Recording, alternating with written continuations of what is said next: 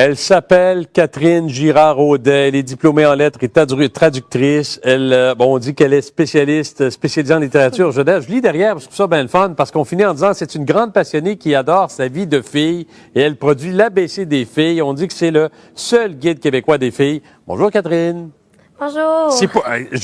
Parce que j'ai vu ça, l'ABC des filles, ça me faisait penser aux livres dans le temps là, de la bienséance et du maintien et tout ça. J'ai dit, on est-tu rendu avec un truc comme ça?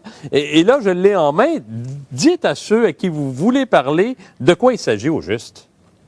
Ben, c'est un livre que j'ai écrit vraiment pour les Québécoises. Moi, j'ai écrit pour l'ensemble des Québécois, je dirais entre 11 et 16 ans. C'est pas une étape qui est facile, l'adolescence. J'ai 27 ans, fait que c'est pas très loin derrière moi. Puis je demeure une jeune dans mon cœur, donc c'est normal, on se pose des questions à propos des garçons.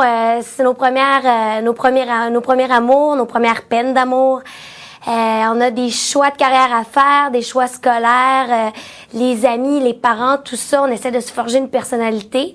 Donc, moi, j'ai écrit ça pour toutes les adolescentes du Québec pour répondre à leurs questions.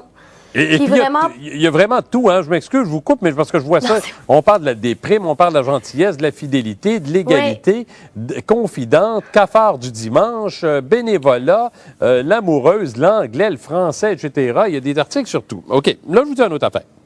Admettons qu'on avait assis à côté de moi, par exemple, je sais pas moi, une dame qui représente le combat des femmes depuis longtemps. Je prends rien qu'exemple d'un truc, OK? Je prends un petit bout. J'aime bien ça, on va dire. Je suis dans la section garçons. Oui. OK? On dit, par exemple, si votre amoureux oublie de vous appeler quand il est avec ses amis, ne vous en faites pas trop. C'est pas qu'il vous aime pas ou qu'il pense pas à vous. C'est simplement qu'il profite du moment présent et qu'il ne se doute pas que vous êtes désespéré. Il y a des gens qui vont dire, ben voyons donc, quand son chum n'est pas là, la petite fille n'est pas nécessairement désespérée. Non, mais c'est vrai que les garçons et les filles pensent différemment. Puis à l'adolescence, on se pose beaucoup de questions sur eux. On comprend pas comment ils fonctionnent. Même les femmes de 40, de 50 ans savent pas comment les hommes fonctionnent.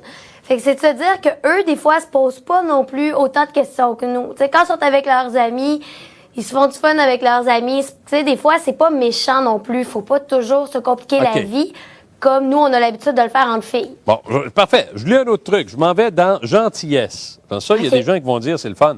Parce que vous dites merci quand on vous donne quelque chose ou qu'on vous rend service. Puis là, surprenez les gens que vous aimez en faisant la vaisselle, le ménage ou en préparant un bon petit repas. Là, je vois encore des gens dire, ben voyons donc, pas obligé de faire le ménage puis la vaisselle, laissez-la faire aux gars, ma foi. Mais non, mais ça, c'est comme être humain aussi, là. C'est pas seulement les filles, c'est une preuve de gentillesse dans sa famille, de montrer qu'on est là, qu'on peut faire plaisir aux gens, parce que c'est ce qui émane de nous qui fait que les gens vont nous apprécier, qu'on va prendre confiance en nous. Ça, c'est un message que j'essaie souvent de dire dans mon livre, tu sais.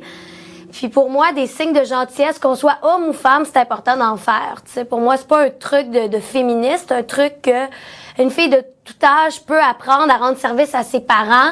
Puis, à la limite, ça va probablement même améliorer ses rapports avec ses parents, tu sais. Il y a même un chapitre entier sur hockey, sport national du Québec, où vous expliquerez c'est quoi, comment ça marche, qu'il faut compter des buts dans le truc, le filet qui est de l'autre côté, puis qu'à un moment donné, s'il y a quelqu'un qui est au banc de punition, ça va donner l'avantage à celui qui a un joueur de plus.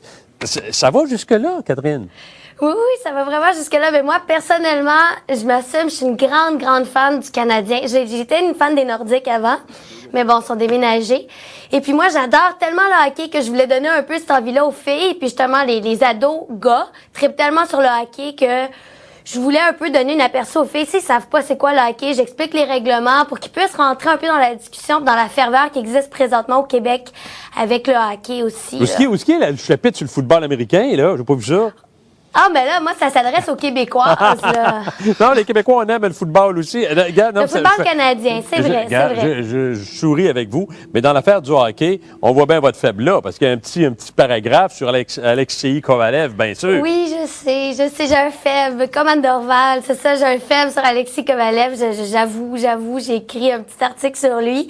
Mais écoutez, moi, j'habite à Montréal, puis il y a tellement de... c'est la folie ici du hockey.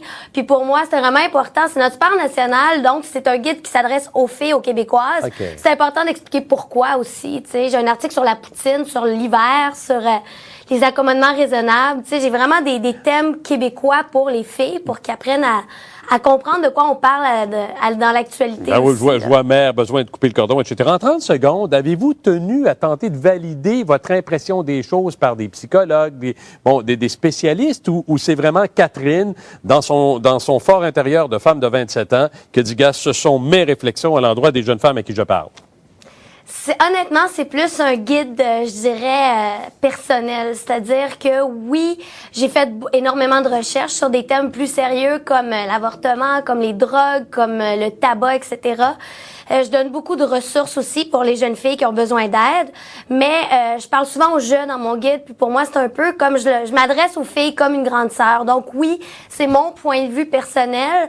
Je suis traductrice, c'est ça, vous l'avez mentionné, j'écris beaucoup pour les adolescentes, donc je me sens proche d'elles, puis j'ai donné libre cours, disons, à ma façon de voir ça, parce que je sais que c'est pas évident. Ça s'appelle l'ABC des filles. C'est signé Catherine Girard-Audet. Ça fait un plaisir de vous parler, mademoiselle. Mais ça me fait plaisir aussi. Merci, Catherine. Merci, bye-bye. Au revoir. L'ABC des filles. Je viens juste de recevoir, pas eu le temps de passer partout là-dedans. Là. Hey, je reviens. Petit courriel à vous lire concernant ou la F1 ou notre dossier du début de l'émission.